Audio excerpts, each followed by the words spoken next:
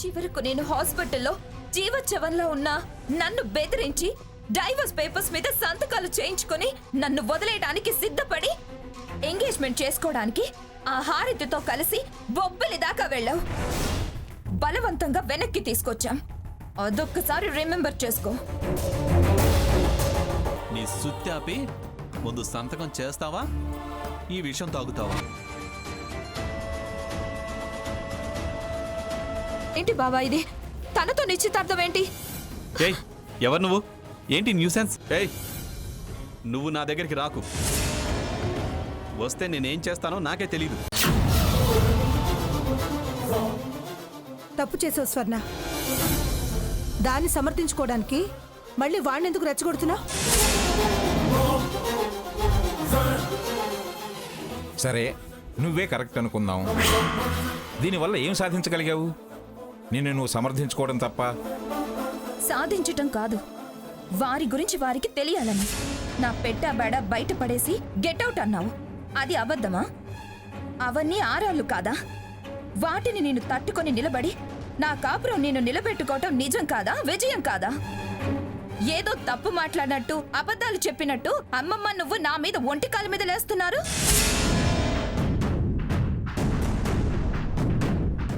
ఏమిటే, మేము లేకుండానే అంతా నువ్వే ఏదో చేసినట్టు మాట్లాడుతున్నావు? అయినా తర్వాత బాగానే ఏడ్చావుగా. ఇప్పుడు అప్పుడేదో జరిగిన వాటిని జనంలో పెడతానంటున్నావు. సిగ్గు లేదా నీకు? సంసారం గుట్టు, రోగం రట్టు అంటారు. అలాంటిది నువ్వేమిటే పరువు ప్రతిష్టల్ని బజార్ను పెడుతూ ఏదో ఘనకార్యం సాధించానంటున్నావు. మంగా, నువ్వు కూడా మాటకు మాట ఎందుకు? అదంటే పడుండమంటారా? పడుండమనటం కాదు. జీవితంలో ఎన్నో సంఘటనలు జరుగుతుంటాయి. మంచి చెడు అని వాటి మధ్య తేడా ఉంటుంది. మనం ఒక స్థాయికి వచ్చాక అనుభవాలు చెప్పమంటే ఎవరూ అవమానాలు చెప్పరు. భార్యాభర్తల మధ్య కీచులాటలు కూడా చెప్పరు. మీలాంటి భార్య విధేయులు చెప్పరు, కానీ నాలాంటి భర్త బాధితులు చెప్పుకొని తీరాలి.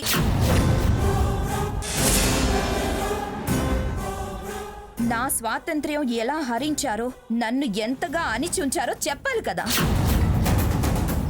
చాలా తప్పుగా మాట్లాడుతున్నావు స్వర్ణ. ఇవాళ నువ్వు ఇలా మాట్లాడగలుగుతున్నావు అంటే నీకు ఇవ్వాల్సిన దానికంటే ఎక్కువ స్వేచ్ఛ స్వతంత్రాలు ఇవ్వబట్టే. లేకపోతే నువ్వు ఆ షో దాకా వెళ్ళగలిగేదానివే కాదు. అవునవును, మీరు స్వతంత్రం బాగా అనుభవించారు కదా, ఆ అనుభవంతోనే చెప్తున్నారా? ఎందుకు స్వర్ణ అంత వ్యంగ్యంగా మాట్లాడుతున్నావు? తారతమ్యాలు వదిలేయటం స్వేచ్ఛ? చెప్పు కింద తేలులా ఉండమంటారా మీకులాగా?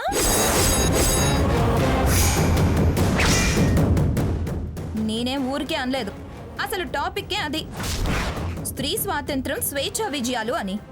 అందుకే చెప్పాను.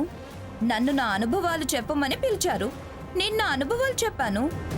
కప్పిపుచ్చుకుంటే ఒప్పైపోతాయా ఏంటో అప్పటివి ఇప్పటివి అంటున్నారు. అమ్మా, అలాంటి వాళ్ళది నిజమైన ప్రేమ కాదు, అది వ్యామోహం. ఎగ్జాక్ట్లీ చిన్నత్త. నిజంగా ప్రేమించుకున్న వాళ్ళు అలా చేయరు. ఎంత మనసు విరిగిపోతే కన్న కూతుర్ని పట్టుకొని మా దృష్టిలో చచ్చిపోయా ఉంటుందా తల్లి? అది సరే అమ్మా, తన కూతురుతో తన మాట అనేటప్పుడు ఆమె మాటల్లో వ్యథ, కళ్ళల్లో బాధ గమనించావమ్మా? పెద్దబాబుకు బర్త్డే విషెస్ చెప్పు కూడా వెళ్ళాం కదా. ఊరికే ఎలా కాలిపోతుంది? మంట పెడితేనో పడితేనో తగలబడుతుంది.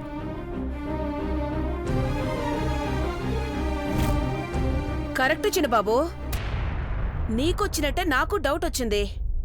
పార్వతే షర్టును తగలబెట్టిందనుకుంటా.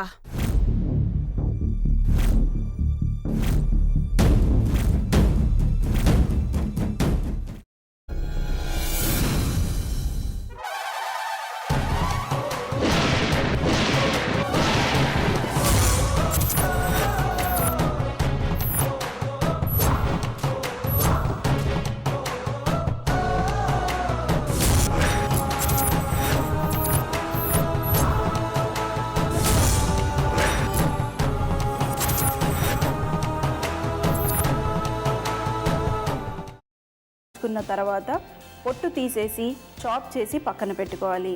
ఒక ప్యాన్లో కొద్దిగా నూనె వేడి చేసి అందులో ఆవాలు, మినప్పప్పు, శనగపప్పు, కరివేపాకు, సన్నగా తరిగి పెట్టుకున్న ఉల్లిపాయలు వేసుకుని 1 నిమిషం పాటు వేయించుకోవాలి. ఆ తర్వాత కాల్చి కట్ చేసి పెట్టుకున్న వంకాయని కూడా అందులో వేసుకుని బాగా మిక్స్ చేసి బౌల్లోకి ట్రాన్స్ఫర్ చేసుకుని అందులో తగినంత చిక్కటి పెరుగు లేదా పల్చటి పెరుగు వేసుకుని మిక్స్ చేసి అన్నంతో కానివ్వండి, చపాతీతో కానివ్వండి సర్వ్ చేసినా చాలా బాగుంటుంది.